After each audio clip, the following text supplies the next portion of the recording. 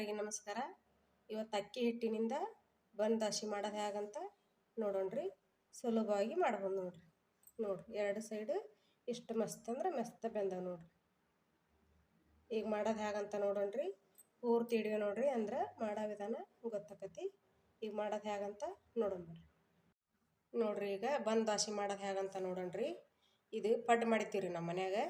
ಅಕ್ಕಿ ನೆನೆ ಇಟ್ಟಿದ್ದೆ, ಉದ್ದಿನ ಬೇಳೆ ಅಕ್ಕಿ ಮೆಂತ್ಯ ಕಾಳು ಹಾಕಿ ನೆನೆ ಇಟ್ಟಿದ್ದೆ. ರಾತ್ರಿ ಬೆಳಗ್ಗೆ ನೆನೆ ಇಟ್ಟು ಸಾಯಂಕಾಲ ರುಬ್ಬಿಕೊಂಡು ಮಾಳೆ ಮರುದಿನ ಬೆಳಗ್ಗೆ ಪಡ್ಡು ಮಾಡಿದ್ದೀವಿ ರೀ.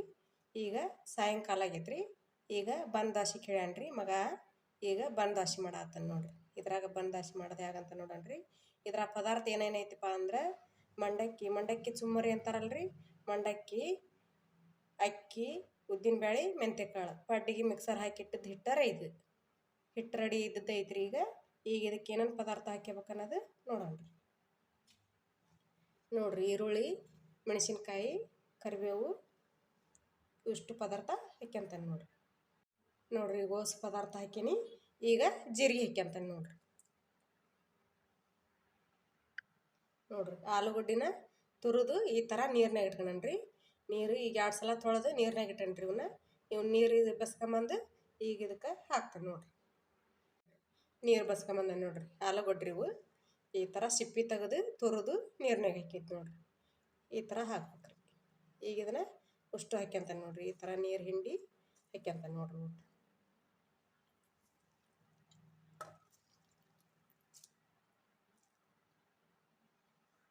ಹಾಕ್ಯಂದನಿ.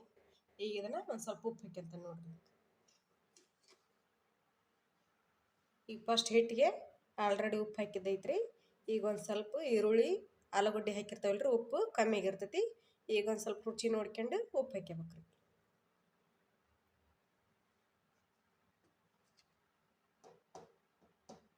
ಕೊತ್ತಂಬರಿ ಇದ್ರೆ ಹಾಕ್ಬೋದ್ರಿ. ನಾನು ಕೊತ್ತಂಬರಿ ಖಾಲಿ ಆಗಿತ್ತು ರೀ, ಅದಕ್ಕೆ ಹಾಕಿಲ್ಲ. ಕೊತ್ತಂಬರಿ ಇದ್ರೆ ಹಾಕಿದ್ರೆ ಟೇಸ್ಟ್ ಬರ್ತೈತ್ರಿ. ಈಗ ಇದನ್ನು ಚೆನ್ನಾಗಿ ಮಿಕ್ಸ್ ಮಾಡ್ತೀನಿ ನೋಡ್ರಿ.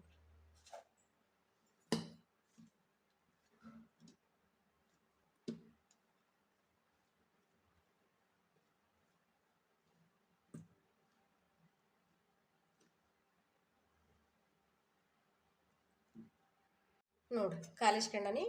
ಓಟ್ ರೆಡಿ ಆಗೈತೆ ನೋಡ್ರಿ. ಈ ಥರ ಹಿಟ್ಟಾಗೈತೆ ನೋಡ್ರಿ. ಈ ಥರ ಇರ್ಬೇಕ್ರಿ ಹದ. ತೀರ ಅಳಕು ಇರಬಾರ್ದು ರೀ, ತೀರ ಗಟ್ಟಿ ಇರಬಾರ್ದು. ಈ ಥರ ಐತೆ ನೋಡ್ರಿ. ಇದೇನು ನೆನೆಯೋದು ಅವಶ್ಯಕತೆ ಇಲ್ರಿ. ಹಿಟ್ಟು ಆಲ್ರೆಡಿ ನೆಂದೈತಿದು.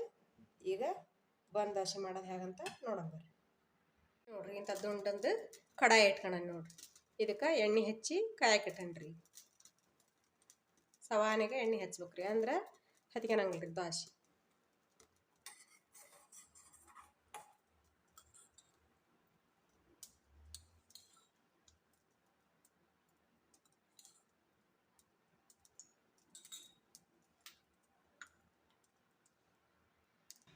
ನೋಡ್ರಿ, ಕಾದೈತಿ.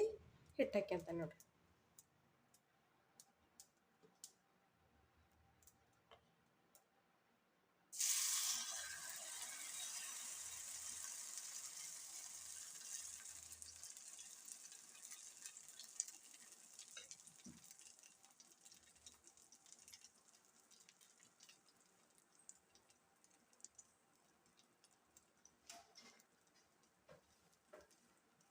ಮ್ಯಾಗೆ ಈ ಥರ ಕ್ಲೋಸ್ ಮಾಡ್ಬೇಕ್ರಿ, ಅಂದ್ರೆ ಉಬ್ಬಿ ಬರ್ತೈತ್ರಿ.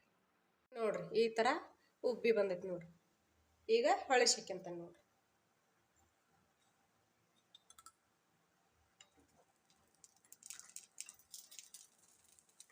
ಈ ಥರ ಹಗರ್ಕಿ ಬಿಡ್ಸ್ಕೊಬೇಕು.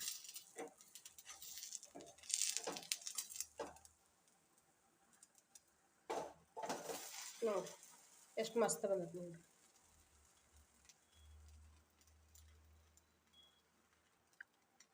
ಈಗ ಮ್ಯಾಗ ಒಂದು ಸ್ವಲ್ಪ ಎಣ್ಣೆ ಹಾಕ್ತೀನಿ ನೋಡ್ರಿ.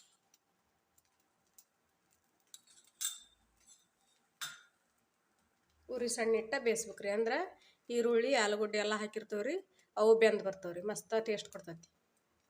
ಚಟ್ನಿ ಇದ್ರೆ ನಡಿತೈತ್ರಿ, ಇಲ್ಲಕ್ರ ನಡಿತೈತಿ. ಒಮ್ಮೆ ಇದೇ ಥರ ನೀವು ಮನ್ಯಾಗ ಟ್ರೈ ಮಾಡಿರಿ ನೋಡ್ರಿ. ಈಗ ಮತ್ತೆ ಹೊಳ್ಳಿ ಹಾಕೀನಿ. ಈ ಥರ ಬೆಂದೈತಿ ನೋಡ್ರಿ. ಈಗ ಇದನ್ನು ತಕ್ಕಂತೀನಿ ನೋಡ್ರಿ. ನಾ ಮಾಡಿದ ಹಿಟ್ಟಿನಾಗ 3 ದೋಸೆಗೆ ನೋಡ್ರಿ. ನೋಡಿರಿ ಈ ಥರ 2 ಸೈಡ್ ಬೆಂದ ನೋಡಿರಿ. ನೋಡಿರಿ ಎಷ್ಟು ಮಸ್ತ್ ಐತಿ.